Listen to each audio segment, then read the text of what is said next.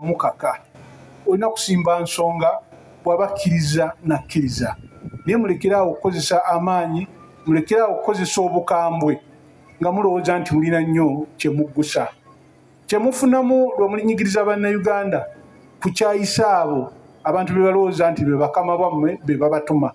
Oba babatuma oba tebabatuma, naye ekikulu mwongera bakyayisa.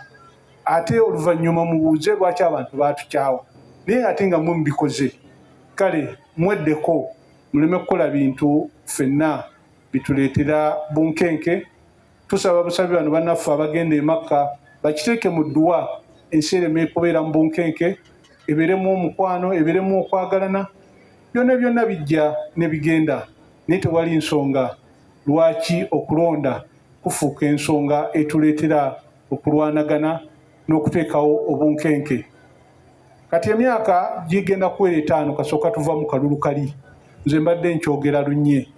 Waliwo be baakwata ng'okulonda kwa nakati tebabatanga, tebagendanga mu mbuga z'amateeka. Nja kusaba court martial ete abantu bano bweba nga terina bujulizi bubaluma. Bweba ebulina babasalira emisango gyabwe nakyo kimanyike. Naye ensonga eno ey'okukwatanga abantu nkyamu etuzzaayo emabega we twabeerera abato mu biseera by'ekinaana ng'obunkenke bungi, gundi yabuze, naye kati embeera etandise okuddamu ogiwulira. Supreme Mufti akyogeddeko wano nti bwe tubadde mu kalulu kawempe mulabye ebibaddemu, naye ng'ate lwaki okulonda kufuuka ensonga eyo. Njagala nnyo bannaffe bamanye beesige Katonda nti kyeyagera tekisobola kukyuka, era kyataakuwa tosobola kifuna. Toyinza kujja muntu kwayagala ng'omwagazise gwe kyoyagala. Buli omu alina ensonga ye, kyekyo lwaki mwateekawo okulonda, buli omu asalewo wajayagala okulaga. Bw'aba alaze gy'alaze eryo ddembe lye, era tewaliiwo nnyo ky'oyinza kugamba niisimba busimbi nsonga. Njagala okumaliriza n'ebigambo bibiri. Ekisooka okuddamu okwebaza aba Bureau of Hajj Affairs olw'omulimu omulungi gwe bakola, naye n'okubagamba ate mubeere temuttira bantu bakyamu ku liiso. PRO wano aliwo PRO simuwayiriza gutyo agambye nti baakwata ku kamera omusajja Bisente mbu naye ate nga musajja mukulu, obukulu bwe alina bukolera mu bikolwa.